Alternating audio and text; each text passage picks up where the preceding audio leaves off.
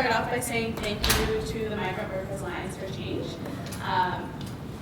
It's not often that we get to have people who can speak on behalf of themselves. It's often advocates speaking on behalf of migrant workers, so it's really great that we can have people here talking about their own experiences.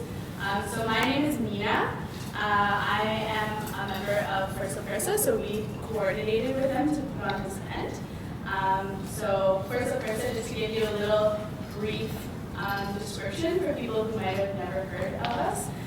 We're a migrant justice organization, an advocacy organization based out of Guelph. We also have a sister organization called Growing Community Health. And so First La Fuerza has been active for the last 6 to 7 years. And we started out working with migrant workers in rural areas, in Leamington, Simcoe, and Niagara, and just providing support. We've had a little bit of experience working with workers in Guelph, which Eduardo, who's also a member of First La Fuerza, is going to speak on. And then we've kind of evolved to doing a lot of work with kind of stopping or working with other groups in regards to detentions and deportations. And so it's kind of, our scope has broadened a lot. And then Growing Community Health works specifically in the realm of health for folks who have precarious status. We've been setting up health fairs, kind of in several different cities. And then this year we helped to coordinate the very first health fair in Guelph, which was pretty exciting. We've got a lot of different service providers on board to do a health fair for folks regardless of status. So we're working and organizing in Guelph, so if you want to get involved with us after, we have a little listserv we can visit. But that's enough about us. We don't need to talk about us. We're really excited to have these folks here and excited that we could coordinate these people that can speak today. We really want to be engaging, people in the community with what's going on with the Temporary Foreign Workers Program and what kinds of things as community members we can be doing to address these changes and how they're affecting people who are coming into the program. So I'm kind of going to introduce the people who are going to be speaking today. And so we have Sasna Miranda, who is from the Migrant Workers Alliance for Change and who also works with Justicia for Migrant Workers. So she's kind of going to be talking about MWAC, which is the acronym. And then after that, we're going to have Joanna Uchi. And she is also, everyone's coming from MWAC, but they all come from their separate little organizations as well, and I guess you're going to talk about that. And so she is coming from the Caregiver Action Center, and then we have Senthil, who's coming from the Workers Action Center. And so, yeah, thank you for coming. Well, hi everyone. Thank you for coming. I'm glad some people are sitting in the front row. Yes, thank you. Thank you. Can people see me / hear me, or should I stand up? Is it okay? Sorry? Hear you loud and clear. Loud and clear, cool. Okay, so yeah, my name is Sasna Miranda Leal. I've been an organizer with Justice for Migrant Workers for maybe 7 or 8 years. And that means I've been working with farm workers across Ontario, in Leamington, in Simcoe, in Niagara, in the GTA, in Whitby, from many different nationalities. And Justice for Migrant Workers is one of the member organizations of the Migrant Worker Alliance for Change. I know it gets confusing and annoying, so I'm sorry if I use an acronym, tell me an acronym that you don't understand, right? So this is the Migrant Worker Alliance for Change. It's made up of different organizations, some of which are very grassroots and workers, and some of them are larger unions, trade unions, some of them are legal clinics, right? So there's quite a variety of organizations that make up the Migrant Worker Alliance for Change, and I guess today we're representing 3 of them, as Mina said. And we have come together at MWAC, the Migrant Worker Alliance for Change, to work on many different issues that are relevant to everyone, right? So we came together initially to work on recruitment fees. So do you know what I mean when I say recruitment fees? So migrant workers, depending on their industry, have to pay somewhere between $2,000 and $10,000 to come to Canada to work in their home countries, right? And so if you can imagine paying $10,000 for then a 2-year contract in a minimum wage job, that creates a debt bondage, right? Because you might have put your house on the line, you might have borrowed money from your brother, sister, auntie, and uncle, or you might have borrowed from a loan shark, right? And so then you're working in Canada, you're making minimum wage, and you're like, shit, I gotta pay. You just have to pay it. You can't go home, right? Until you pay off that debt. So we realized that was a problem that existed for migrant workers in almost every industry, right? For caregivers, for construction workers, for farm workers that were not coming specifically with the government programs, but were coming as a NOC and D workers, which is what they're called. So then we started working on that together, and the Migrant Worker Alliance for Change has changed a lot since then, and we've taken on different battles here and there. And this is our first event of this kind, and we decided it was time to start touring the province to talk to everyone who is either a service provider or an activist or a migrant or just someone who's interested in working with their community, and try to get our stories heard, try to get everyone on the same page, try to get everyone to work in solidarity with workers with some specific demands that may differ from other people's that are working, doing this work, right? So I'm really thankful to Fuerza Por for hosting us here today. This is stop number 5, yes, 5, of the speaking tour that we've been doing. And part of what we want to do is dispel some myths and also to ask for your support, as I was saying.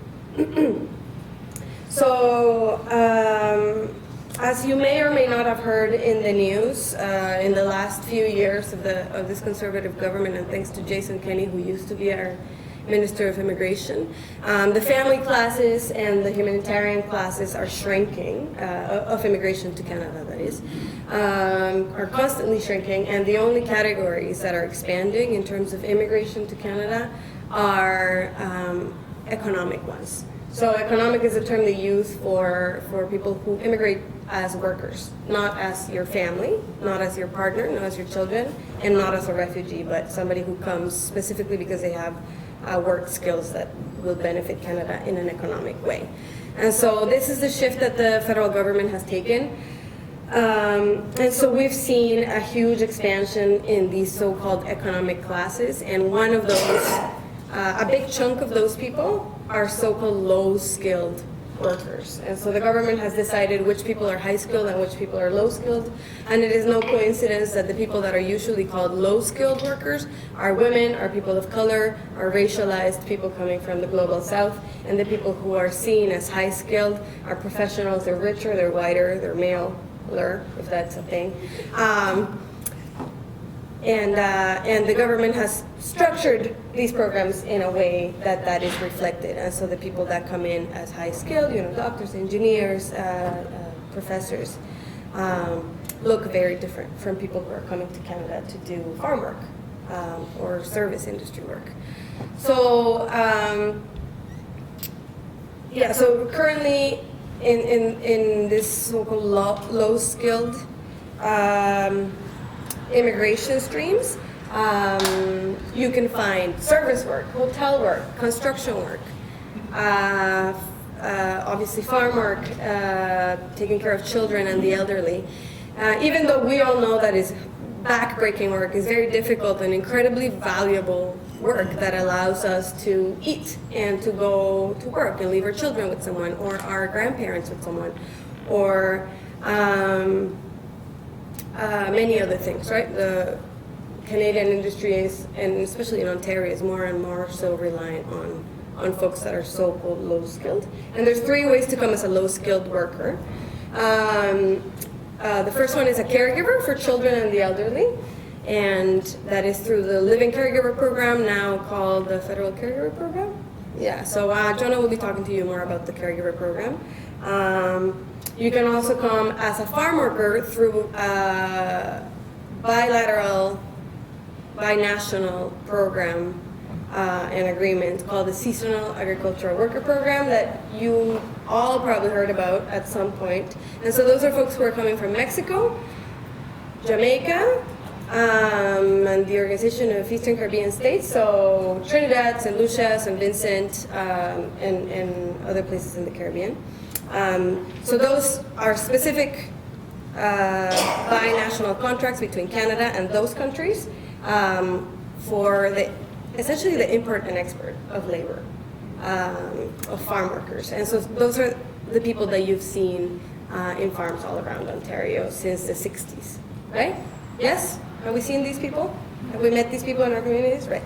And then the third way to come as a so-called low-skilled worker is what is called either a low-skilled pilot project program, sometimes they call it the NOC C&D program, which means National Occupation Classifications C&D, which are the federal government's two categories for these so-called low skills. So you can see their lists with hundreds of occupations that the government has deemed to be low skilled and easy to do. And that includes restaurants, hotels, some construction. It includes agriculture, even though there is an agricultural program, right? So that's how there are farm workers in Canada that can have actually two very different types of work permits. So that's how that works, but one big thing that those three streams have in common is that they have something called closed or tied work permits. So essentially you're coming to Canada knowing that you can only have one employer, and it is clearly spelled out in your work permit, and it actually says, working with someone who is not this employer contravenes immigration law and is illegal. You cannot study, you cannot do this and that. It comes with a lot of limitations. And if you've ever been in a shitty job, you can imagine what it can do to you to feel like you cannot leave an employer, right? For any reason. We've all been there, right? We've all been in a job where you felt, you know what, I really need to save up right now. I can't quit. I don't have the time to find another job, or I don't think I can find another job. All these reasons. But imagine it being illegal for you to find another job, right? You cannot do it. And if you do it, you have to hide it, right? And if you do it and you do hide it, you have to be worried about immigration rates, because you're technically working undocumented if you're working for someone else, even though you came to Canada through an immigration program, right? So these folks will tell you how it's like. What it's like to work with a closed work permit and what that means, but I think you can imagine that it puts workers in a precarious situation from the beginning. If you have a great employer or a bad one, that's not the point. The program is made and structured in a way that makes you a second-class citizen in Canada, because you cannot claim your labor rights, your human rights, your health and safety rights at work, because you have only one employer. So you don't want to piss them off, because if they fire you, you go back home or you go underground and then try to find someone else who will get you a new work permit, which is very difficult, right? So, that's an important point for me, is that the structure of the program is what makes it precarious from the get-go, right? Because a lot of people get up in events like this and tell me, well, my uncle, owns a farm or owns a restaurant and he's really great to his employees. That may or may not be the case, but that's not the point. This is structural oppression through the programs and how they're made, and how they were made 100 years ago, 40 years ago, right? And they're still like that. So no amount of little reforming here and there will change that. The only thing that will change that is immigration status, full immigration status upon arrival. You may or may not know this, but have you ever heard of coming to Canada through the point system? Did somebody's family come through the point system?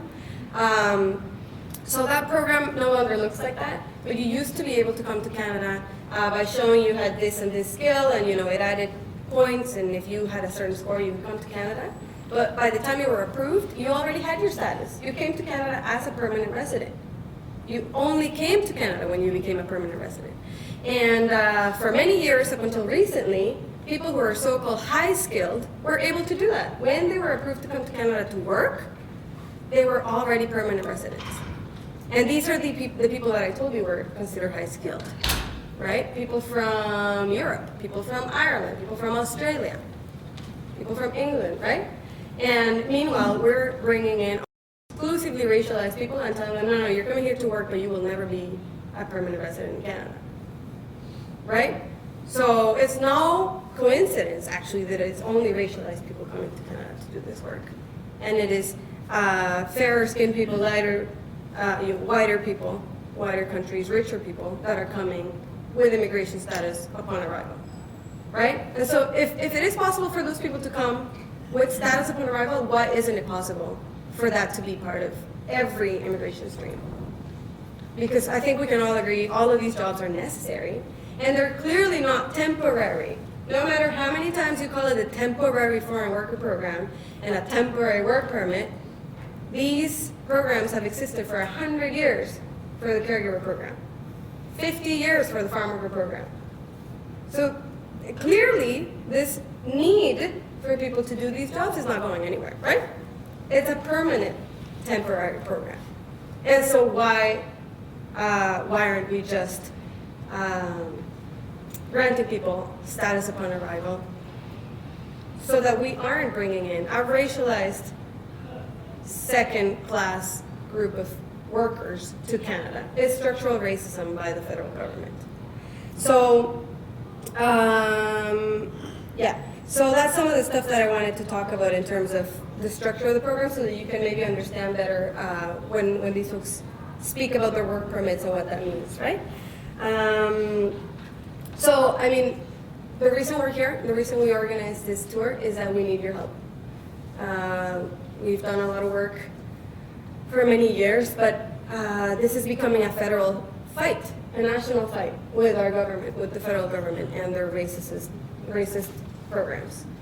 And so we need to be better united with people, and we need to explain why is it that we only want status upon arrival. We don't want a program that, you know, if you work this much and somebody dangles a carrot in front of you for long enough, maybe one day you will get status. Because you'll hear about what that does to caregivers. So it's very important for us to be able to speak to you and to ask you that you organize in your cities and in your towns or communities under that same demand of status upon arrival, plus many others that we'll talk about. And it's becoming more and more important at the end of 2014 because the federal government decided almost 4 years ago, that it was going to create something called the 4-on-4 rule. Has anyone heard about the 4-on-4 rule? Right, so I see some nods. So the 4-on-4 rule is regulations within Immigration Canada that say that somebody who has a temporary foreign worker program work permit, so anyone under those, actually no, not the farm workers, but only farm workers that came through the NOC-C&D program, caregivers and everyone else, can only be in Canada working for 4 years, cumulatively 4 years. So if you took a break, whatever, they'll add it up until you have 4 years, and then if you apply to another work permit, you'll be rejected. Or if you have 6 months left before your 4 years, they might give you a 6-month work permit, but they might not if they decided to hassle. And the government is doing us a favor, again, doing this, so that people don't become dependent on the program, and so that we don't exploit people. And instead of giving people proper rights, they've decided to do this. And what it means is it's a massive deportation order. Because when people are working here for 4 years, they haven't left for 4 years, they formed a community sometimes. You have family, you have friends, you have work, and sometimes you still owe some of that money that you had to borrow to come here. Or maybe your family still needs you to keep working.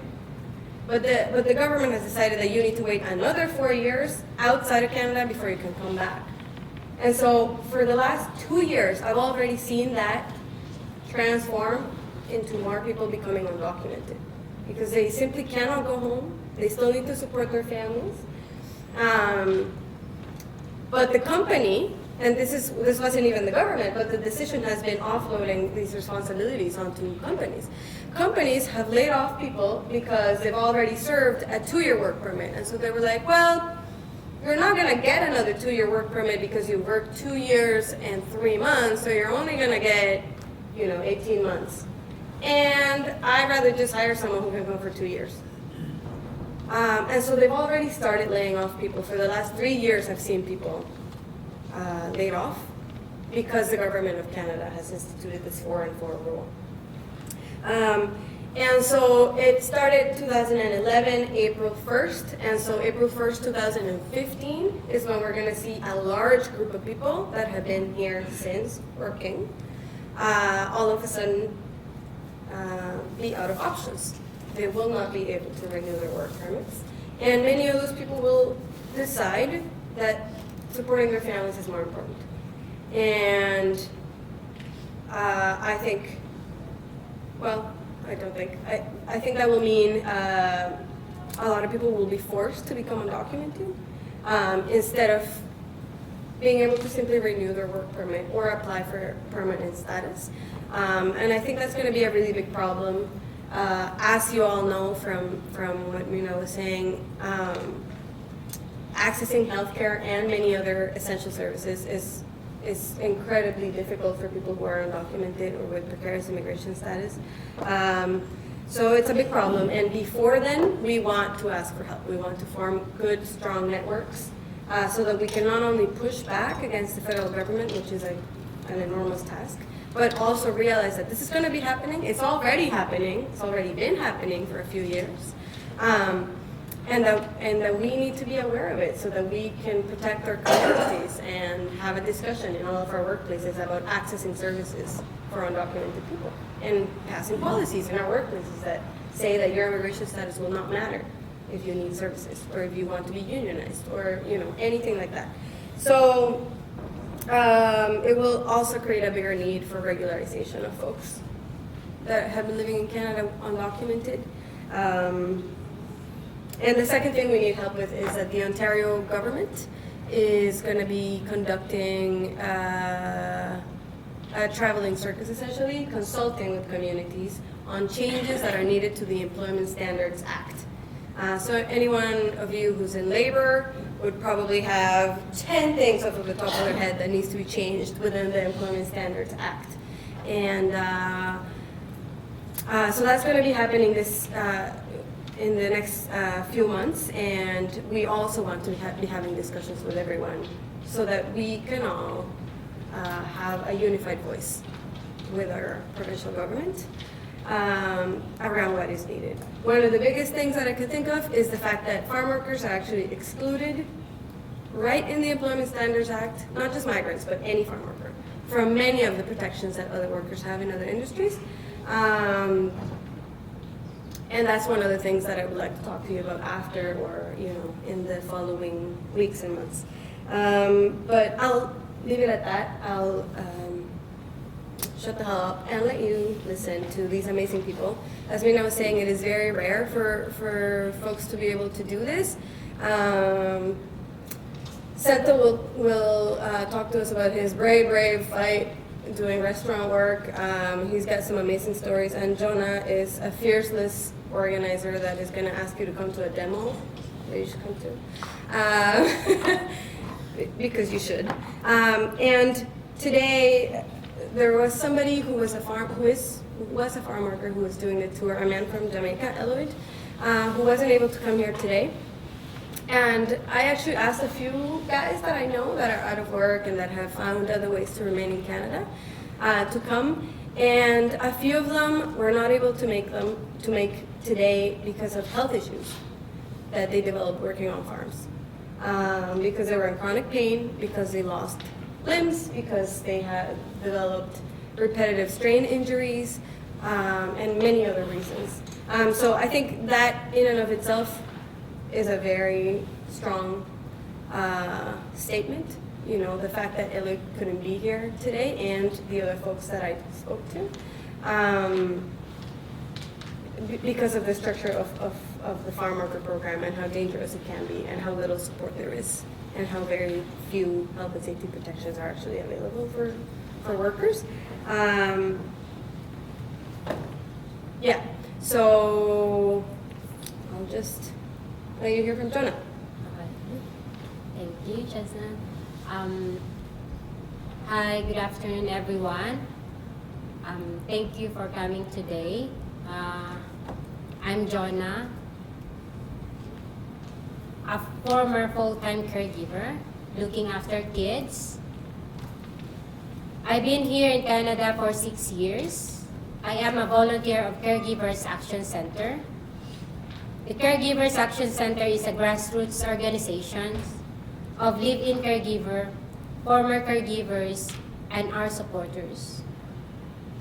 Since 2007, we've been advocating and lobbying for fair employment, immigration status, and access to settlement services for live-in caregivers through self-organizing, research, and education. The Caregiver Action Center is an active community of live-in caregivers supporting each other. We reach out to other caregivers to inform them about their rights at work and support them when their rights have been violated. We organize focus groups, discussions, roundtables, and information sessions to raise public awareness to the issue facing live-in caregivers and the need for change. Our mission is to educate, inform, and inspire caregivers. We envision to work collectively and in unison until all caregivers are treated with respect, fairness, and dignity. I would like to share the story how caregivers get here in Canada to work. To work as a caregiver is very challenging. In a work permit, there are immigration requirements and conditions to follow. Like, work permit need to work 24 months of full-time live-in caregiver within 4 years. To work with a specific employer that's stated in work permit. Prohibited from any educational institution and taking any academic professionals or vocational training courses. Not allowed to take courses more than 6 months. Failure to follow these conditions is ground to disqualified caregivers to apply for permanent residency. Most of the caregivers paid a recruitment fee to be able to work as live-in caregiver program. Recruitment agencies are charging 3,000 to 4,000 installment basis. First payment, so-called labor market opinion, or LMO, now they call LMIA, Labor Market Impact Assessment processing. Second payment will be made upon release of LMO, and final payment upon release of work contract. Some caregivers are victim of release upon arrival. This means that they don't have a job as they were promised. A ghost employer, they call for that. In 2009, there were caregivers who stood up and exposed those unacceptable practices of recruitment agencies. Different organizations worked together to get the bill passed. March 20 of 2010, Bill 210, Employment Protection for Foreign National, was implemented. It became illegal for an employer or recruiter to charge a fee for finding a work. It became illegal to confiscate or take possession of documents like passport, health card, and other personal documents. It became illegal to penalize caregiver to enforce a right under the law. We demand to register employers, license recruiters, make them jointly financially responsible. It was proven that when people work together for the protection and welfare of caregivers, changes will happen. We will take the Juana Tejada law for example. The joint initiative of different organizations resulted in changing requirements in PR application. Second medical was eliminated, completing of 24 months of live-in caregiver. From 3 years, it was extended to 4 years because we fought, we stood up, and we won. In my experience as a caregiver, inspired me to become a volunteer of Caregiver Action Center. Our organization is composed of current and former caregivers. We are helping caregivers to help themselves. We conduct free legal clinic where caregivers are given a chance for one-on-one consultation with lawyers. Caregivers are vulnerable because they are working in a private home.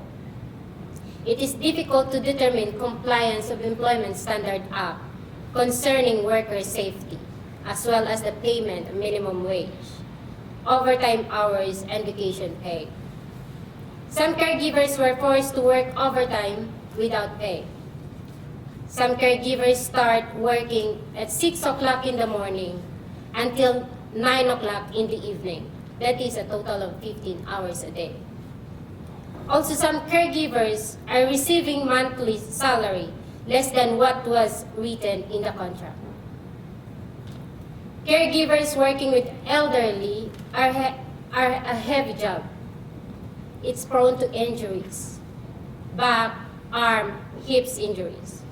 Once a caregiver can't perform well due to their injury, it serves as a ground for termination, which is not right.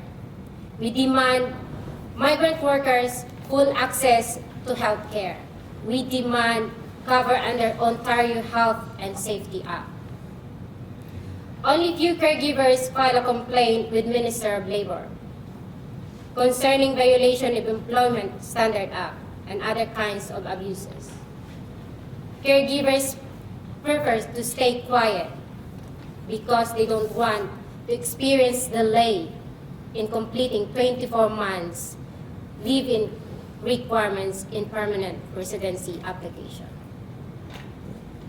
In this case, if the caregivers quit the job because of the abuse, like long hour, we stay in the house of our employer, yes, because we have the program of live-in requirements.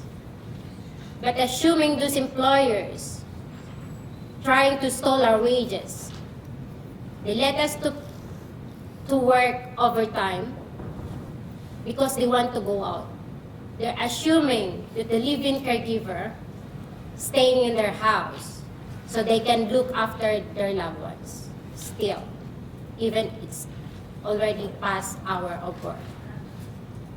They don't mind of paying overtimes because they're thinking that that their caregiver is staying in their house. Last July, Jason Kenney mentioned in the media that the live-in caregiver program has run out of control and live-in caregiver program needs to be reformed. Caregivers demand to claim a stolen wages after the contract is over. To counter his statement, Caregivers Action Center launched the campaign on permanent residency on arrival. We are saying that caregiving work is a valuable job. We deserve permanent residence. Signature campaign was initiated, statement was issued, support for allies, churches, and employers was solicited too. Press conference was organized nationwide by the Caregivers Action Center and Migrant. It was held October 9, 2014. It was wide media coverage for permanent residency on arrival. Last October 31, 2014, live-in caregiver program changes were announced by Immigration Minister Chris Alexander. Changes include 2 pathways was created: child care pathways and elderly with high medical needs. Live-in requirement become optional. A lot of demands of caregivers. Just a piece of bean we can get. Live-in requirement become optional. Caregivers are not obliged to live in their employer's house unless both parties agree. Changes include cap of 2,750 each pathway, meaning a total of 5,500 caregivers applicant per year, which is 4 to 8,000 caregivers applicants coming per year. Children Pathway, Canadian Language Mark, Level 5, and Canadian Post-Secondary Education Credential at least 1 year. You have to do as English class test, pass to Level 5. In elderly with high medical needs, Canadian Language Benchmark of 7, demonstrate license to practice a medical field, unless you're a registered nurse or psychiatric nurse, in which case you have to pass at Level 7. In general, these changes will make it difficult for caregivers to get a chance for permanent residence. The chance is limited because of the cap and the qualification. Those caregivers who don't qualify will be forced to leave Canada. We demand the ability to go to university. We demand ability to get ESL class. I'm asking for this. Is there any school that offering a class after 7 o'clock if the caregivers finish their job? Is there any organization willing to offer an English class for caregivers?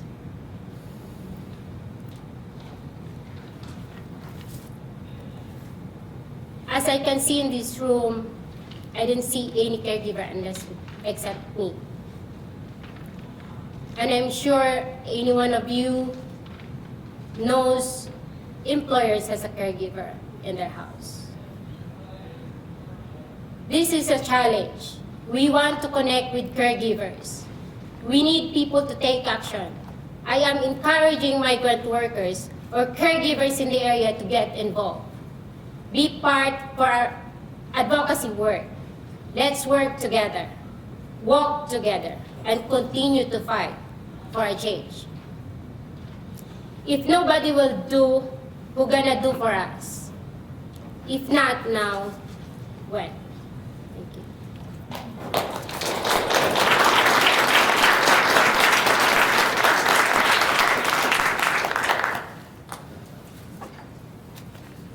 Good evening, everyone. Sorry, good afternoon.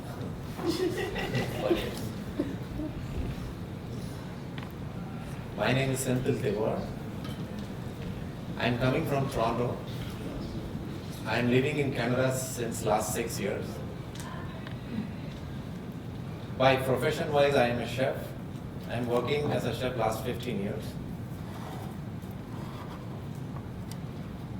Basically, I am from India. I was working in a good reputed firm with good pay and various benefits. One of the Canadian employers sponsored me on temporary foreign worker program. Before coming to Canada, I don't know what it is. He told me he will be paying like a good pay, like a various benefits and all. I trust him and I believe in him. The fake promises. He told me he's going to pay like $18.50 an hour.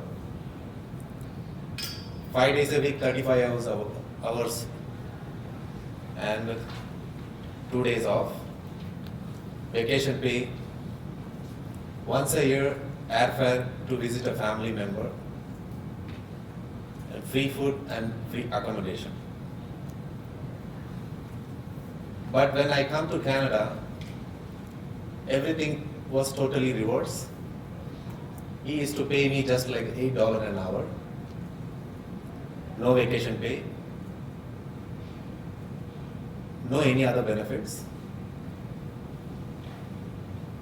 And he used to charge me for accommodation too. Basically for the chef, during work hours, they get a free food, being a chef. But he used to charge for that also. And during that time, I don't have any health benefit too, because it has like a 3 months waiting period. While the time if something goes wrong, then we have to pay from our own pocket. So I used to work for 12 to 14 hours a day and no rest. He used to give like a 1 day off. On that day also, if sometime busy, he used to call me and I used to join with other colleagues to work on that day also. So due to that, I become sick. I went to doctor. I pay like a $50 per visit. And the prescription was separate. I have to pay from my pocket. And my employer didn't pay a single penny for that.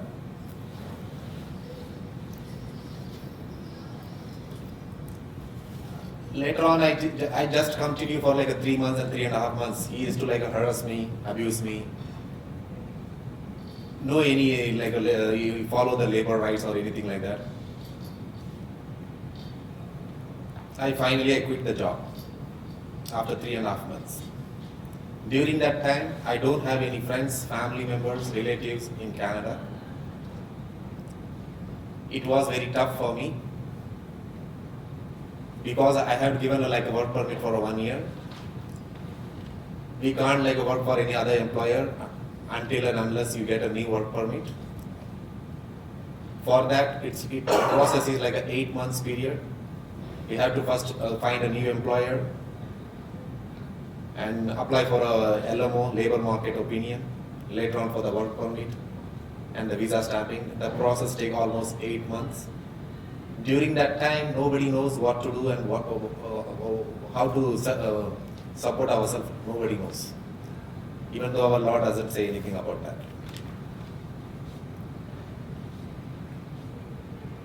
So after that, I quit the job.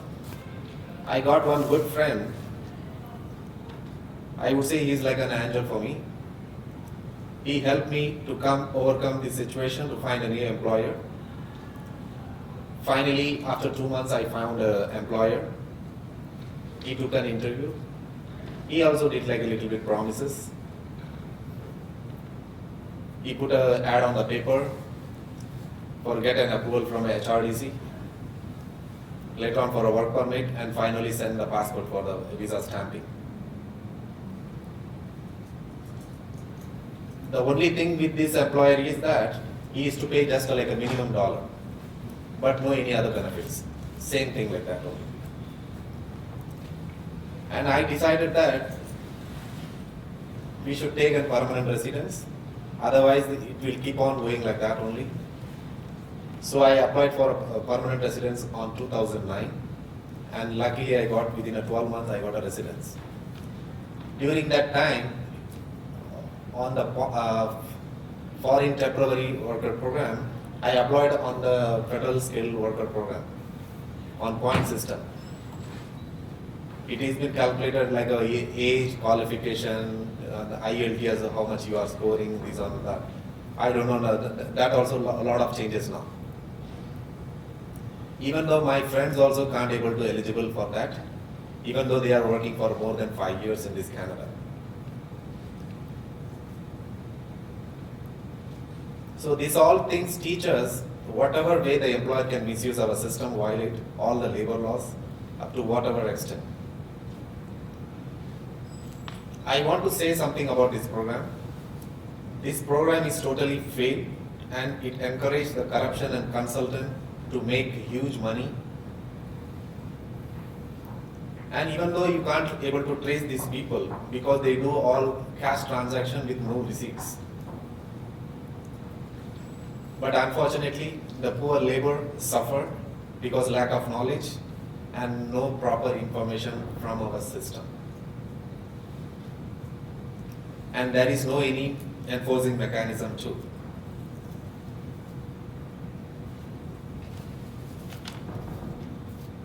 In my view, I want to say that there should be like a single window policy so that the LMO, the work permit, and whatever else should be come from the one office so that no waste of time, money, and energy. Because it takes like 8 months. Before I told you, first we have to find a new employer. and put an ad on the newspaper and we'll like send it to the HRDC to get an LMO. Then for a work permit, which is again from the federal government. This all like a waste of time.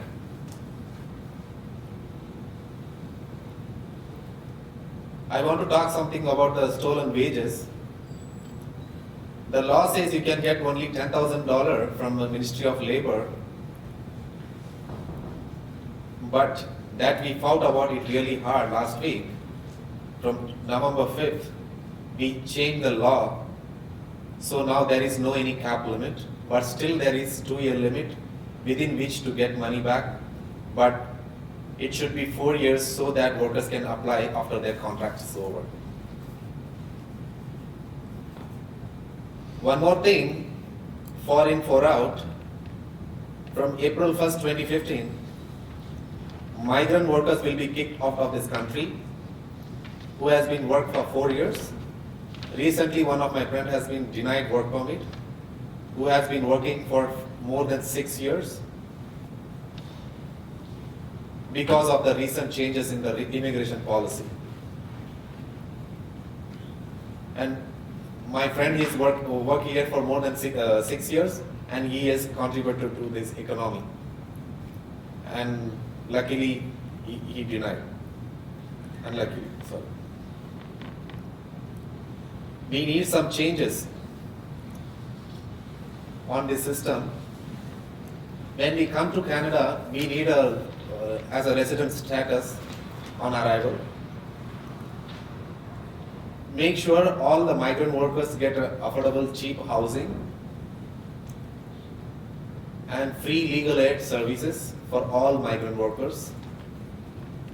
And no fee for getting permanent residence and for the citizenship for migrant workers. This all I need right now.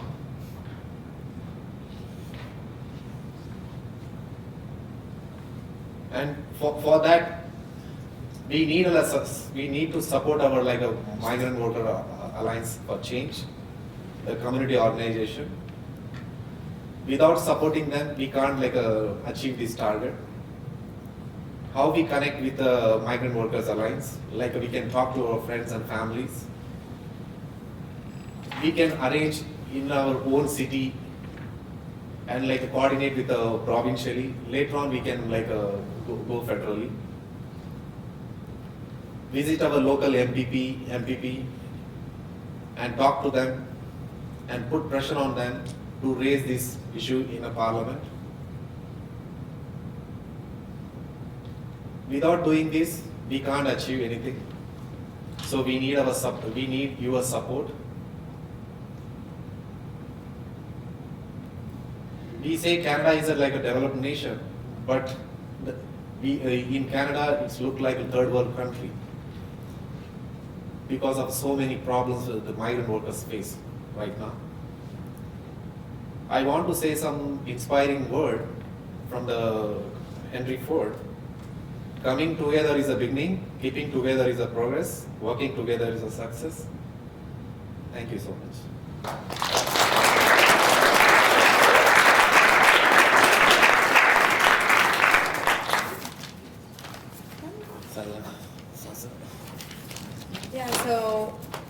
Yeah, I think, Eddie, do you want to introduce what you're going to? Yeah, so I'm Eduardo. I work with Versa Versa in Guelph as well with Mina.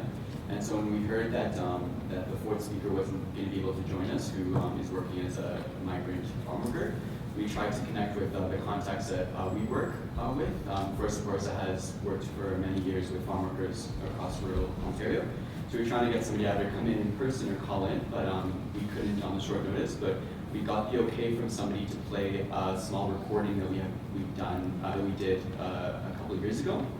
So maybe just to contextualize a little bit of the recording, kind of touching on what Sazna said in terms of like the really limited protections for well, all migrant workers, but also specific experience migrant farm workers. Just really a lot of the exclusions around health and safety and benefits that they experience. In 2012, migrant farm workers pay into EI, and all of them pay into EI. And there's millions of dollars that they pay into EI, and they cannot claim the benefits from EI. And before that, before 2012, they were able to claim rental benefits, which was a little chunk of money that they got if they had a child back home and they worked a certain amount of hours. But for a lot of people, that check was really important, and it, was the difference of, buying diapers and buying resources for that new member of their family back home. And in 2012, the government decided to cut that benefit, and migrant farm workers continue paying TI, but now they can't claim that benefit.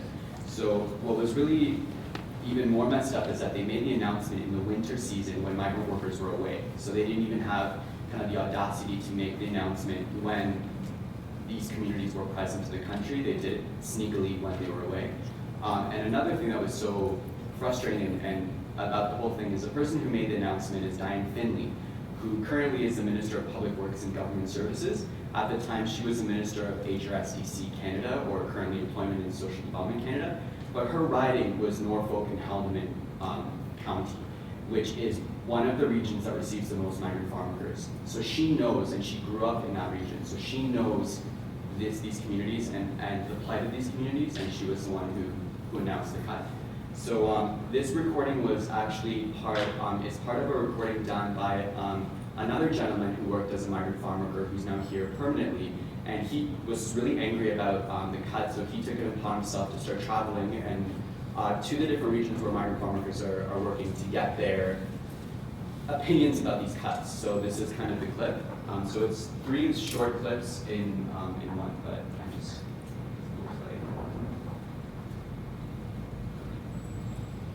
Okay. So how long have you been coming to Canada? Well, this is my second year in Canada. Okay. This is my second year working in Canada on the farm. Okay. So we just wanted to ask you a little bit about the recent the government decision to take away the parental benefits from migrant workers.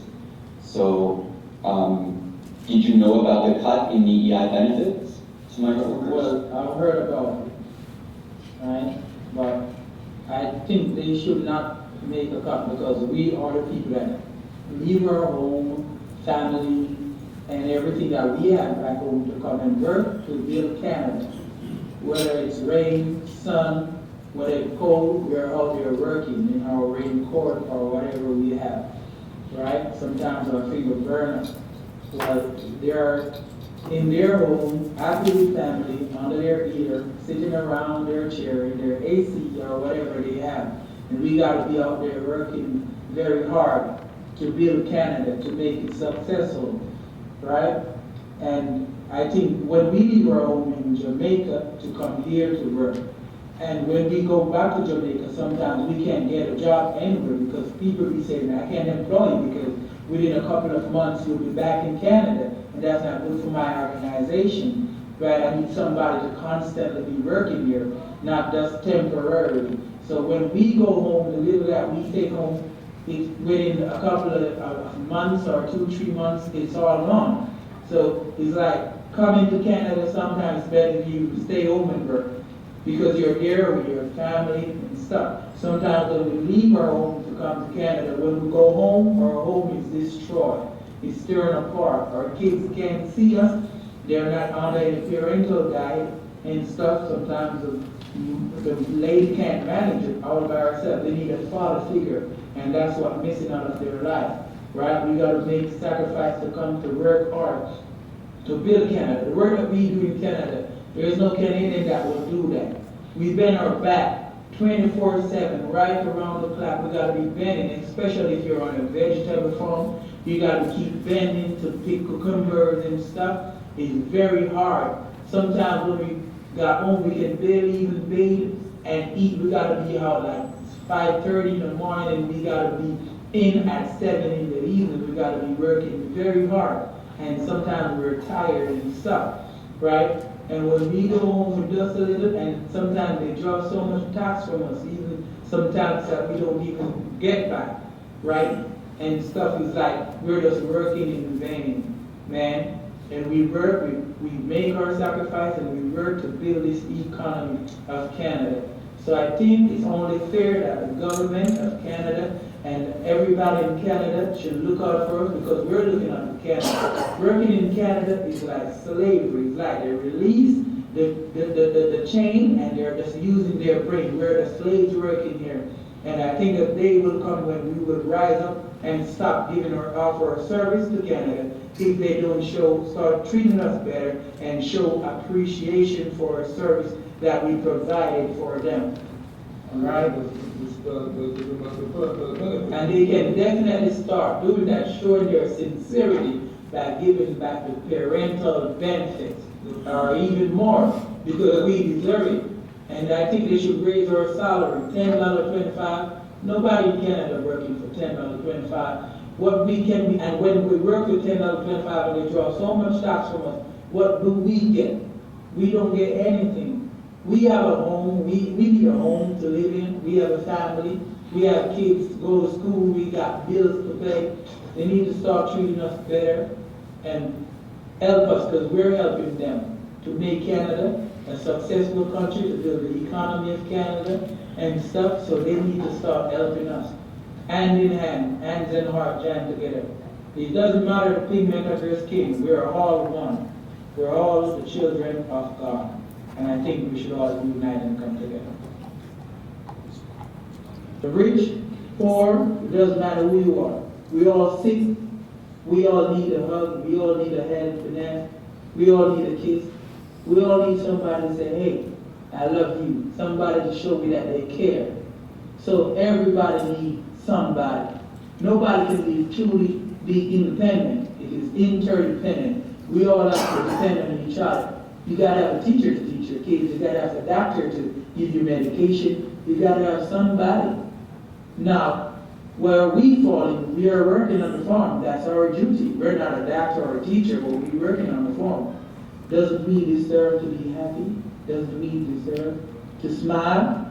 Doesn't we deserve to treat like we're a human being? Come on. Look into yourself. What if I was your son and I was working on the farm? Would you cut the benefits? That's a question I need you to answer. Figure out. Awesome. Preach. He's good.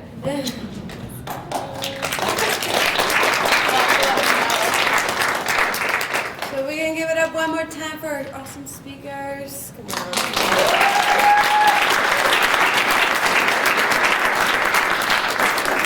I think we were gonna have, before we went to like a question period, a few years ago, Eduardo and I were working with some workers.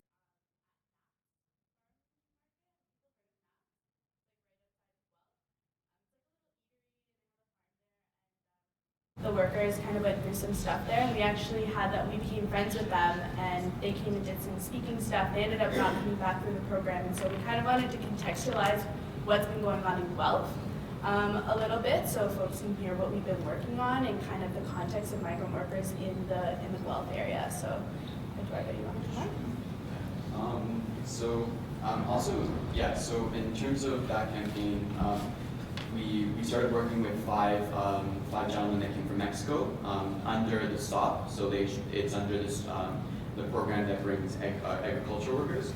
But we met them just in the downtown area, and they were speaking Spanish, and we needed to speak Spanish, so we just started chatting with them. And we kind of quickly found out that there was just a lot of concerns that they had. So things ranged, like they weren't getting paid their paychecks on time. So they actually, when we connected to them, they had run out of the money that they had brought over when they first arrived, and they hadn't gotten paid, so they weren't being able to afford buying groceries. So we worked to connect them to food banks in the city, but they were basically, and their employer was not giving them any kind of, cash on forward, waiting for their paychecks to come. They were not, their days off weren't being respected. So let's say they were granted a day off, the supervisor would come in and they'd be in the middle of cooking, and he would say, no, actually, we need you right now. And so they would be torn away. I literally told us that they would shut off the oven and be, hauled out to work. Or on other days, they would wake up and they were supposed to be getting some hours to make that money, and they would wake up in the morning, they would be told, no, that actually there's no work today. And what we quickly found out is this employer, they're supposed to be working in agriculture, but he also had them working in a variety of non-agriculture related jobs, which is actually puts them in a lot of jeopardy. As you heard, the tied work permits are so intense, and if people are doing work that's not associated with the stream that they're coming in, they also can get in a lot of trouble. But they also felt very intimidated to really advocate for themselves because this was, again, they were tied to this employer.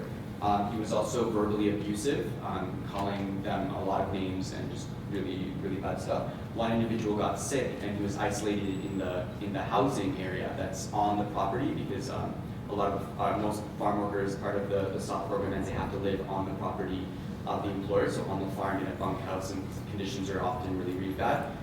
So this individual was injured and he was isolated in the bunkhouse. And until we kind of connected to him, we ended up taking him to the hospital. And just to show a little bit of different things, the hospital wasn't really understanding what status he was under, and they made him pay upfront cash because he didn't have his health card, because SOP workers are given a health card. And unlike temporary foreign workers, there's no gap of coverage. They get it immediate coverage. But the hospital really, at this point, hadn't really understood and wasn't equipped to really do what they're supposed to do in these situations, and so he had to be up front.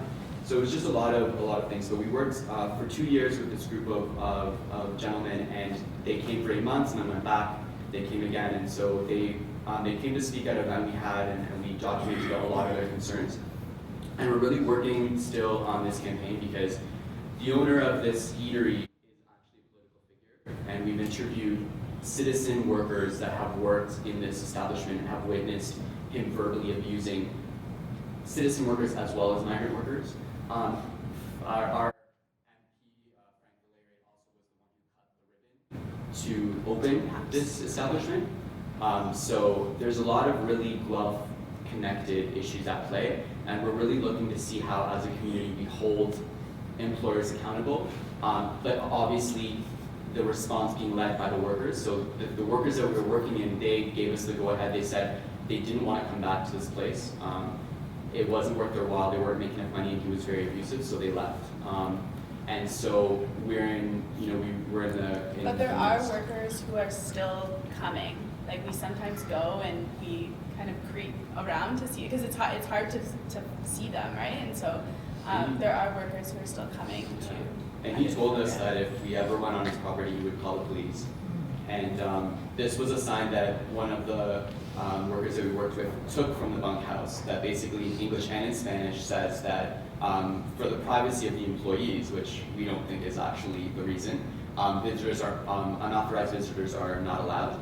They have to be any kind of visit to the bunkhouse, which is the living space of these individuals. This is 8 months of the year. This should be kind of, it's supposed to be their home. Would have to get the okay by management. So after when we took the one gentleman to the hospital, we were told that if he saw us on the property, he would call the police. And it was private property. So we're, like Nina said, we're in the midst of still working on this campaign, and our mistake was that we waited too long. So we had the okay from the people that we're working with, but then we didn't get our stuff together because we're a small group to launch this campaign, or to really start meeting with Frank Valerian, or start meeting with whoever we had plotted for it. And then he hired, like always happens, he was able to hire new workers.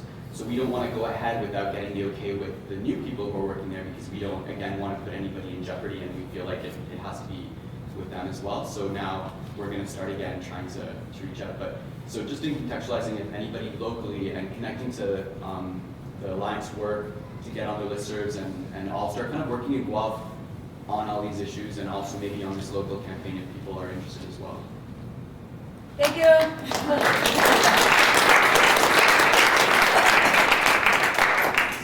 Okay, so we have quite a bit of time for discussion and questions. And we were hoping at MWAC that we could focus not just on questions, but on suggestions and things that you guys think you can do here, or wherever it is that you came from, because not everybody might be from Guelph. There might be people from other communities around here. So does anybody have comments, questions, ideas? Criticism of the federal government, the provincial government, mostly. At the back? Hi, good afternoon, everyone. My name is Larry. I'm from the Philippines. 3 years ago, I was in Migrant, and similar forum where issues on migrant workers were discussed. And I found out that there are similar issues here too in Guelph. The question is, what's the way forward? Because I'm thinking that every forum that I attend to discusses all these issues, but really there is no discussion on steps or initiatives on how we can solve this problem as a community. And if we don't do that, in the next 50 years, we come again for this forum and we will be discussing the same things. Thank you. So I was hoping to take a few comments and questions. Thank you. A few, take them first, and then open it up for everyone to discuss our response. So does anyone have something else? Andrew, you said that there was a rally or a demo. If we could just get the information on that. Can you repeat the question? We didn't hear. Yeah, the question was about how I mentioned the Caregivers Action Center has an action coming up. So if we could get to the details, which I think will link well to your question. So maybe do you want to take it, Jonas? Yeah. Yeah. Because of the new changes happening right now, we decided, and as the issue is hot, then we make a move for at least to get some changes. We need to fight again to eliminate the cap in caregivers. We fight for permanent residence on arrival to avoid abuses. So I'm encouraging everyone to walk with us for this rally on November 22 at 3 to 4 p.m. We're having a meeting or a rally in front of the MPP's office in Toronto. And even you cannot go in there, we can at least connect you here that, hey guys, we support you. This is very appreciated, and from there, at least we can build a strong relationship.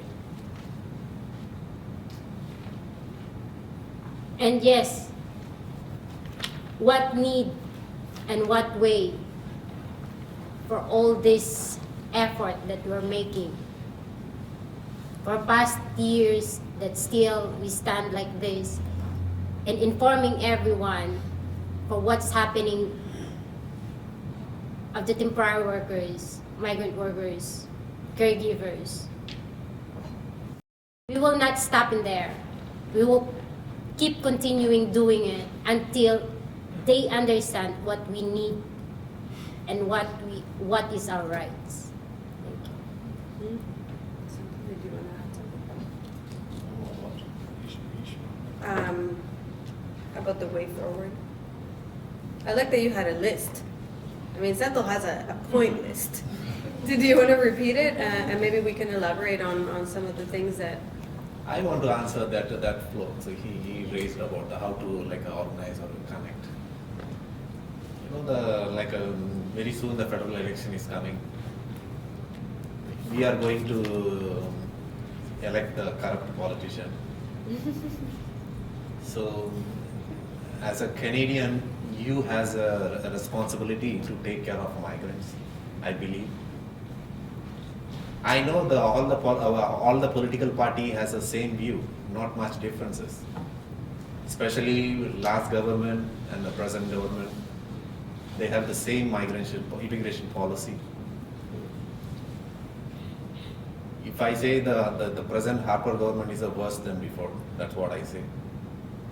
They made a lot of changes. So anyway, we have to face this issue. We can't hide from this issue because lots of problems is going on. Only hardly a 1% people, for example me, coming out and speaking out publicly. There are tons and tons of cases. They don't want to speak. As a chef, I'm telling you, when we work in the kitchen, we can't even able to discuss our anything about the labor law or anything like that with a co-worker. If the boss come to know that, straight away we kick out of this job. And even though we don't have any accountability, how many hours we are working there, no any punching system, no any other record. When we go to the labor of ministry or small court or superior court, whatever it is, we can't able to prove that how many hours we are working. So there are lots of problems. We have to face this issue and try to connect with in your city. You start with in your city with migrant workers. Try to connect. And we are the have like a MBAC people can help it out in whatever way. So without connecting each other, we can't solve this issue. Thank you. Just to add to that, I think we have a lot of ideas actually at MWAC for Saporsa. I think many of us. Some of us have point lists of what needs to be changed and when. Oh, he said now. We need it now. But I think some of the things that are coming up now or soon are obviously the federal elections and the very little wiggle room that gives us at the federal level to push things that are federal jurisdictions, such as changes to the live-in caregiver program, immigration, things that are dictated by ESDC, Employment Development Services Canada. So there's that, but there's also the consultation on the Employment Standards Act that's coming up soon, and that's at the provincial level. I don't want to let any provincial government off the hook here, because even though the programs are pretty are very much structured against workers at the federal level, the provincial governments have had a big hand in making them the horrible workplaces that they are, by excluding certain workers, as Eduardo was saying, from the Employment Standards Act, from the Occupational Health and Safety Act, from the Workers' Compensation benefits. So, healthcare coverage, right? So, this is one thing that is happening soon. These employment standards consultations that we can tackle for now. And I think every time there's elections, we have a new space because politicians feel vulnerable and they want to look like they're doing something. So I think those are always moments where we need to act quickly. But we're all supporting actually the Caregivers Action Center in a federal fight that they have, a huge, massive fight against the limitations that are being put on access to permanent residence for caregivers. So that's one thing, right? I'm going to be doing the chanting at their action. Right? Yes. So I basically on that front, for example, anything that is needed, I will do, right? And I think everybody should do the same. On ESA, we want to have meetings here when that is coming up. And think about your MPs. Do you know who your MP is?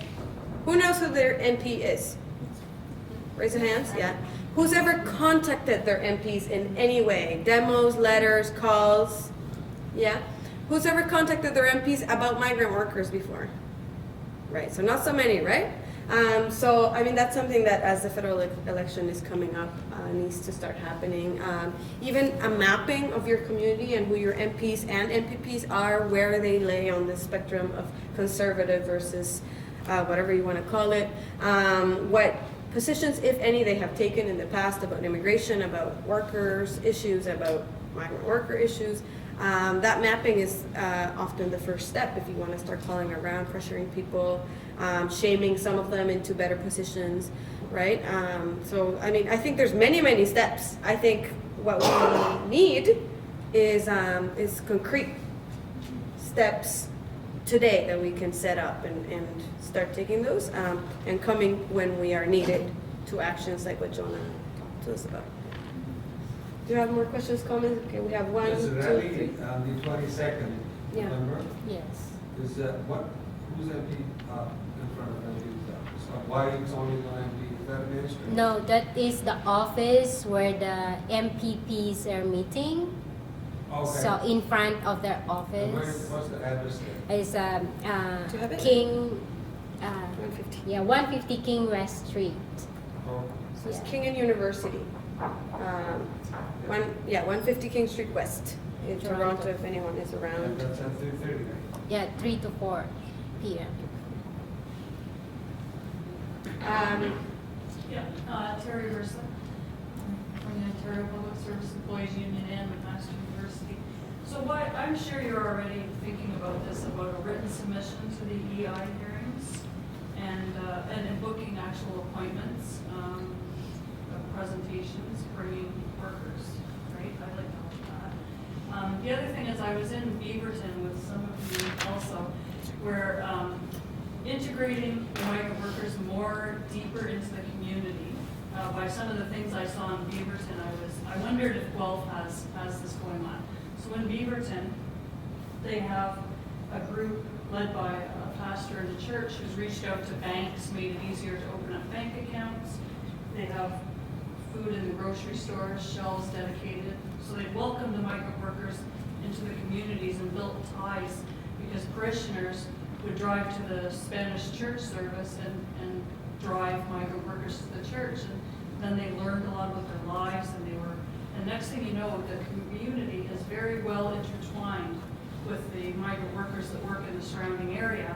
And so what they have then is all kinds more people that are aware of the issues, that can go to their MPP, that can do all of that stuff. They also have English classes, dinners, soccer games, all that type of thing. Because I think, I live around this general area, and do I know where all the migrant workers were? No. So I wondered what was going on in Guelph. And people who live, and us who live here, we have reach. We all have different reach. Are we, how can our reach be used to further to work with these issues? That's what I wanted to. Do you want to listen to his question? And Yeah, sure. But in relation to what you just said, Cool. I didn't know about this meeting until I looked at transition Guelph, and I happened to see it at the top, and an hour later it's on the list. I was happy that I saw that, and I belong, because I could probably get 100 people, but I'll keep repeating stuff, and the footage for this will go to your organization, so you can use it in another way. But if it's about awareness, I'm not sure if there's an umbrella website or Facebook page that people can access, because it seems there are different groups doing different things, and I wasn't aware of it. I don't think I'm aware of these things, but I wasn't until a few days ago. So Okay, maybe we'll take those two. Did you want to? Sure, yeah, so just in the context of Guelph, so when we started, in terms of Fuerza, in growing community health, when we started our work, it was mainly not in Guelph, and so we were working a lot with migrant workers specifically workers coming through the SOP, in different rural areas like Simcoe, Leamington, Niagara, and then we thought, wait a minute, we're spending a lot of energy and time, and we still have those relationships, but our group is really small and often really overcapacitated. We have a lot of really skilled, a lot of skills. We have media skills, we've run rallies, we've talked to MPs, we're connected to all kinds of migrant workers in rural area, but we're really overcapacitated, and so we started working more so in Guelph. We do know, we've had people approach us from churches who have connections with migrant workers. Our issue is that people get really intimidated by the work. Like what you were saying, it's a lot of laws that are getting passed a lot of time, and people join, and we're so serious that it becomes oh my God, this is too much. It's a lot of policy change. And then the second thing is that we've started to make those connections, but having other people who want to do that work as well. Last year we hosted a meeting with a bunch of service providers, churches, school teachers, people from immigration service. We did a very similar thing to this, and it was very well attended, but then once again, people weren't sure what you were talking about with this goal, what was the next step. And the second thing is that we've reached out like, we reached out to Transition Guelph, but we never got a response. Like, they didn't see the connection. It's an environmental group, and so I reached out to them personally, but they were like, at the time, like, they were like, oh, this is not an environmental issue. And so they kind of, because Transition Guelph is very environmental focused, and so they didn't really put it to the forefront. So I still post on people's walls, but for a long time, people didn't really see this as an issue that affected Guelph.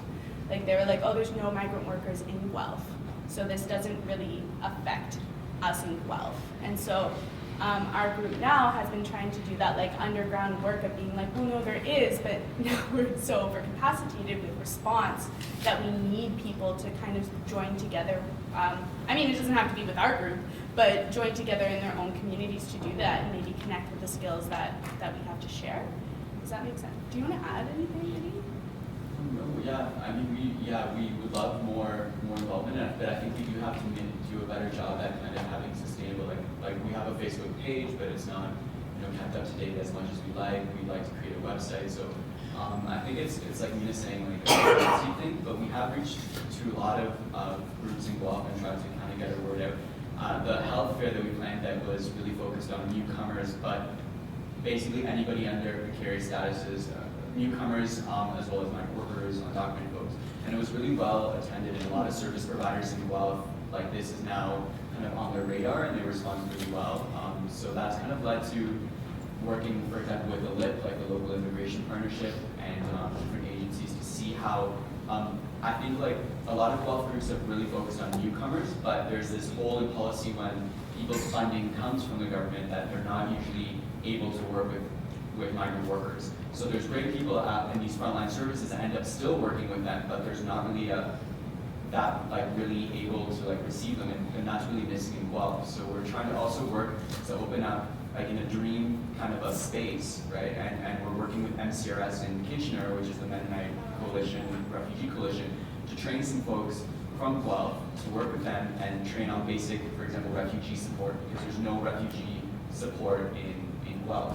And so everybody from Guelph gets sent to Kitchener, and they're really flooded and overcapacitated in Kitchener. So we're trying to build that to eventually have a space where it could be kind of that go-to spot where we can start kind of talking about different things. But I was just gonna add one more thing that I think both of us are kind of saying without saying it, is that in other cities there are physical spaces, like we're kind of behind in Guelph. And so for example, with the health fair, that happened 2 weeks ago. It was the first time a health fair had been organized to prioritize people who do not have full immigration status, ever, in Guelph. Nobody had, we actually went to the community health centers and are like, how have you not thought of this yet? Like, this has never happened here. And they were like, whoa, you're right. Like, we just didn't really think there was a need. And so there hasn't been this sense of need, kind of, for a lot of service providers. The second, like echoing what Eddie's saying, is that here in Guelph, there is no physical space for people to go to. Basically, like in different cities, there's like action centers and stuff like that. We don't have that space here in Guelph. And so that is like something to strive for, is creating a physical space where people can even meet would be a thing, because that's something that's lacking, because once again, there seems to not have been such a thing. Yeah, in the back, I think. I mean, I'm coming from the conversation a lot of really kind of the flip side of that example you just brought up is that like we have a few different service organizations in Kitchener that, like the Coalition for Refugee Support, but all these services are government funded to a large degree and aren't able to take up a lot of the types of challenges that you folks are talking about, the challenging program of working with undocumented people in a way that hopefully provides support to people who are, least able to be served by these services in the first place. And yeah, I think like in our community, it feels like we don't have enough grassroots infrastructure to be making those types of like politicized challenges. I hope that something would come together over the last couple of years. But I think like it would be really great for us to start building some type of grassroots infrastructure in our community. But I sort of feel like we would need to be partnering with outside organizations like MLAC or something in order to start building. Mhm. Yeah. I want to respond to your comment, but I was wondering if there were maybe a couple more that we could take, and then I want to start thinking about the food too. Yeah, we got food from Caribbean cuisine. It's very delicious. So we were hoping to break a little earlier, but we'll be here to talk to you just maybe over food. So do we have a couple more questions or comments? And then we can- You're a quiet group. You're a very quiet group. No? Okay. So, Toronto, I specifically live and used to work in Parkdale, which is a neighborhood in Toronto with high rates of poverty in comparison to the rest of downtown Toronto and immigration, where many service providers, in fact, a very large majority, are funded by CIC, right? Citizenship and Immigration Canada, and that funding is very specific as to what you can do with it. You cannot work with anyone unless they're in their process of applying for the permanent residence. So if they're temporary foreign workers, if they're undocumented, people cannot work with them officially, right? And there's very few places that actually have funding that allow you to provide services, immigration-related services, without those caveats. And the truth is, there are dozens and dozens and dozens of settlement workers in Toronto and in many other places that just don't give a damn, right? That obviously protect their jobs, but recognize that getting up here and being a speaker takes a lot of courage from folks that are sometimes still with precarious status, and so that they can go ahead and take a risk and push the boundaries of their own work. And so I honestly want to see more of that, right? I worked at a legal clinic for a while that didn't have those limited funding, but I worked with so many people in the Parkdale community that serviced people and found a way to do it, pushing the funding envelope. Because I think we also have to recognize, like, where do we expect people to get money from and services from if we're not willing to push our own workplaces to do the work that needs to be done? Who's gonna do it, right? If settlement workers aren't gonna help you, then who the hell, right? There's very few people.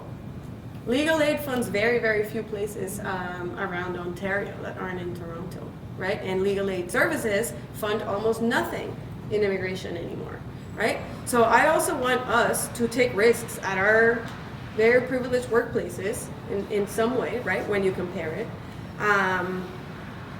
and start pushing those policies as well, and start passing access policies, and start working on that kind of stuff in our communities.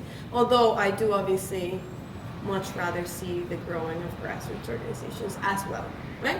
But I think both need to happen, right? Because I found that I cannot do the work that I did in Parkdale without settlement workers, because it's such a huge majority of who can help you when you need some immigration help. There's almost no one that will help you get through those things. So yeah, and we have to be very careful too, right? Because we have to report back to Citizenship and Immigration when you're funded by them.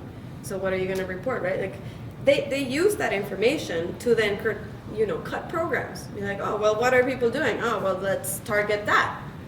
Oh well, my settlement workers are telling me that people are hanging out in this and this community center. Well, let's set up vans outside and see who has papers and who doesn't, right? So also be vigilant and protect their communities in the way that communities have done for years, and around other issues of safety, right? This is in my mind, just another one.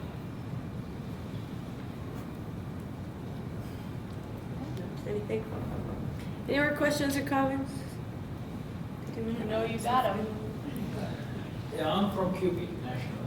I have two colleagues from Ontario. And we have just taken over the file, migrant workers file, and putting some life into it. I work also along with the CLC. We are monitoring what's happening to the caregivers program and other migrant issues, and preparing submissions for the government.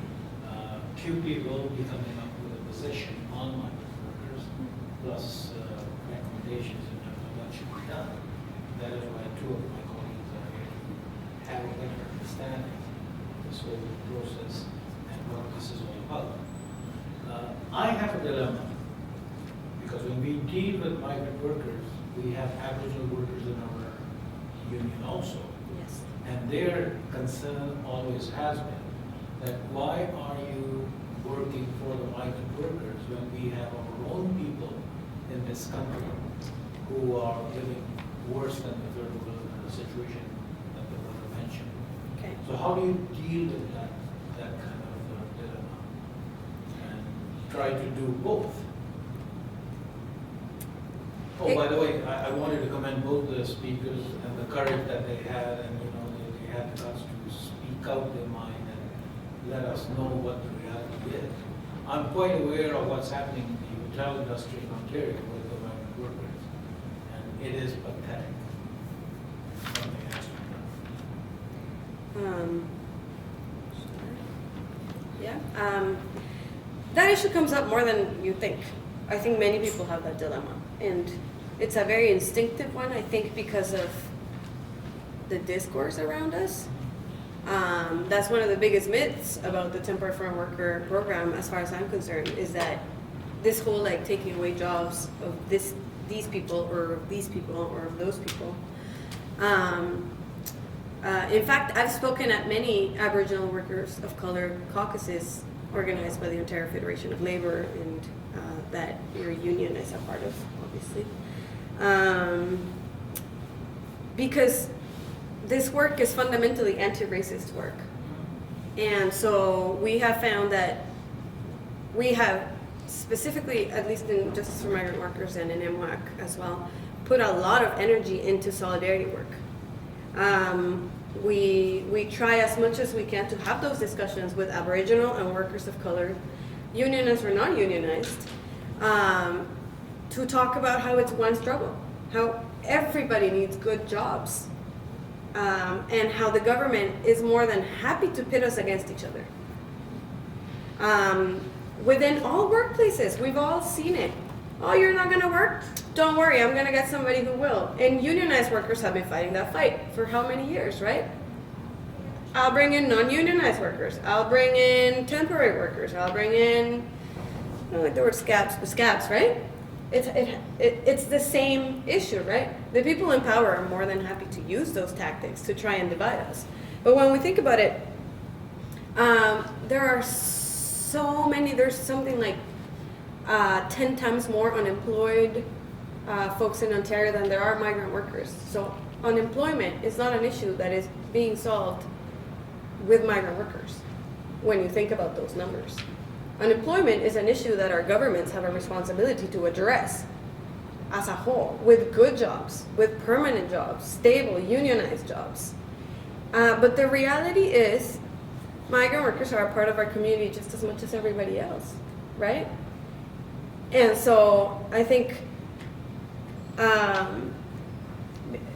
as I was saying, right, folks have been working here for 100 years taking care of children. Can we really say those are still, migrants that are coming to take away those jobs? Or are those jobs there because there were workers that were willing to work minimum wage, to build up the industry, to grow so big that it now employs 10 times more people? If you look at the greenhouses in rural Ontario, those did not grow out of high-paying jobs. They grew because employers were able to pay very, very, very low wages and save a shit ton of money in protections to migrant workers. And now there's 10 times more jobs because those greenhouses in Leamington have expanded in a ridiculous way. In part thanks to this cheap labor that employers are accessing, right? And so we don't think it's a fight, right? Many of the people who are coming here are Indigenous people of a different part of Turtle Island, of a different part of the world, that were displaced by the same companies, right? So we think it's the same fight, and that we all try to fight together. So as much as we can, we go to these labor events to talk about that and to try and work together with other men and women who are also fighting for good jobs. You had a comment about that, I saw it, right? Yeah. Yeah. I think there's one study by a professor at the University of Saskatchewan, and I think one of your flyers it says that we have so much racialized labor in Canada, and most of the precarious job situations that we have, low-paying jobs, are being taken by immigrants and refugees. And from my personal experience, for instance, when I worked at Maple Leaf, and the first day I went into this freezing cold workplace at Maple Leaf. I don't want to disgrace Maple Leaf, it's a big company. I saw throngs of Filipino migrant workers. Like all of us were just 5.5, and then our supervisors were white, Caucasians. Some of them were from European, and it reminds me of this colonization back in 300 years ago. Mm-hmm. But the thing is, the reality is, there are jobs in Canada that are not being taken by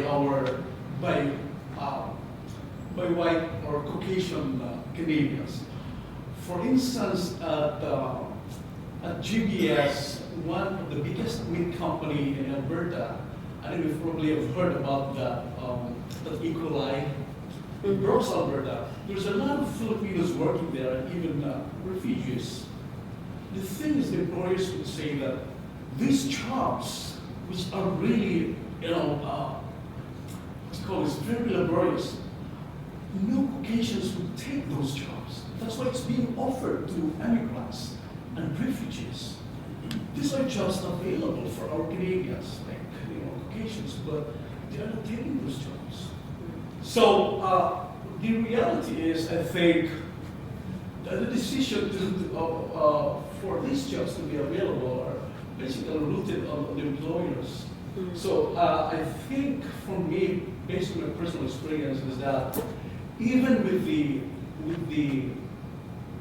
migrant workers become second class, second priority, because even our settlement workers, for instance in Winnipeg, they will ask, are you a resident?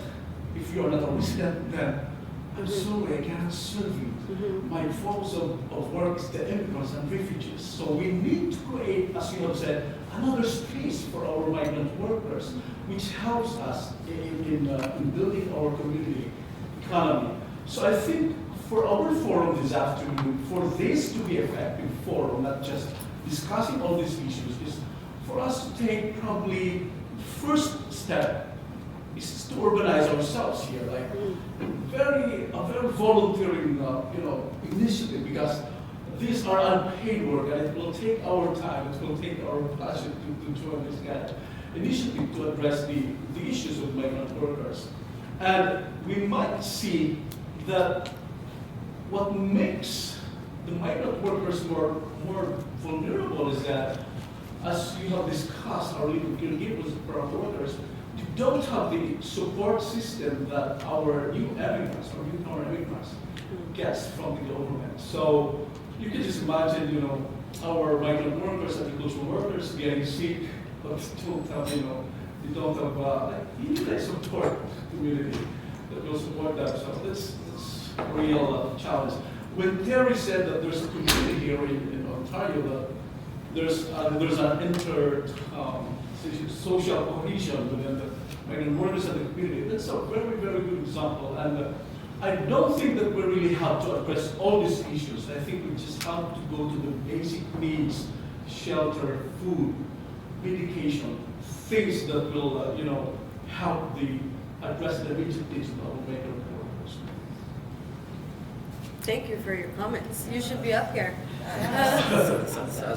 You want to take it? Yeah, I take this gentleman's answer. I want to answer your question about you are talking about that the migrants are taking the Canadian jobs. In Canada, we have a long history of immigration, like more than 100 years. Even though today we have more than 1.2 million people are unemployed or something. How much the migrant workers presently in Canada? Hardly. hardly less than 100,000. So, Over 200,000. just an example.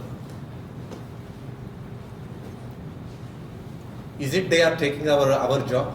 But it's like more than 1 million people are unemployed. Why is like that? Because of our like a capitalism favored government, of like a wrong policies and all. Whose mistake is that? If we don't give a chance to our like a third world country, the people who are like in a low wages job, they can't in a lifetime they can't able to think about travel any other nations. Now the government is opening our like for highly skilled labor. Only the people who are like qualified, they have like good money, they can only come here. Think about the low people, how they come to this country. Then one time will come, all the like the rich people and the qualified will be here, and the low category people will be in that position only. No changes will be there. As I told you, we in 140 countries throughout the world, we have like a bilateral treaty and agreement to like import and export, to changing the labor transfer and many of things. So what I want to say that we can't like simply blame like migrant workers are taking our job. Because of our policy and because of our government, these all like going all some nonsense. That's what I want to say. Thanks. I think the sister had her hand up, and then I think Jonah had some final comments, and I think they're putting up the food. So. I will answer Okay. out. No, I was just thinking, maybe it would be good to hear from you the creation of the whole migrant process, in terms of what kind of agreements are there with the host countries that these workers are leaving. There must be some agreement. So I am thinking, based on whatever agreements there are, I'm sure that these issues can be brought there, where they can ensure that there's somewhere in the agreements and the policies that, better treatment, they can negotiate for better working conditions.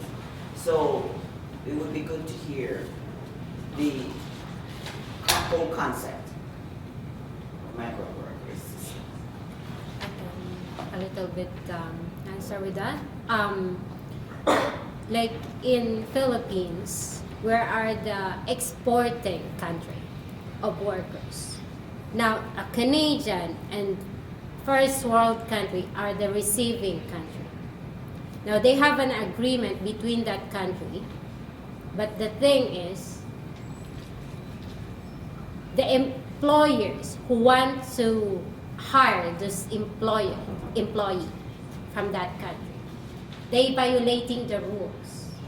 They the one who violates the rules for employee. They don't follow the so-called regulations because they don't want to pay a proper tax. They don't want to pay another rights for their worker. They want to steal all the wages that they can get because they think that their employee has no right. It's 100% Declaration of Immigration or Canadian immigration citizenship that there is no Canadian who will take over the caregiver work. It means from other country like Philippines only can take this job as a caregiver. But the thing is, they not allowed us to have a permanent residency upon arrival. If they will not give to us like that, the abuses will come out. That's why we fought and we go out again and we inviting you that please walk with us to this campaign. We want our rights. We want permanent residence upon arrival. And I want to add one more thing, that like migrant workers are like taking the job. migrant worker coming to this country and paying the huge amount of taxes, but they are not getting any benefits. They are paying EI, CPP, and all everything, but no any welfare for them. All the government welfare is run by the tax paid by the migrant workers. So how can we blame them? They are taking our job. That's what I want to say. Yeah, fine. We'll be here to discuss more because that story of how these programs came to be could take an hour. Topic of a different meeting. Yeah, that you have a week. We can talk about it. I think they're putting out food. I just wanted to thank Fuerza again, and I wanted for us to really thank Jonah and Santo for sharing their story, and we'll be around.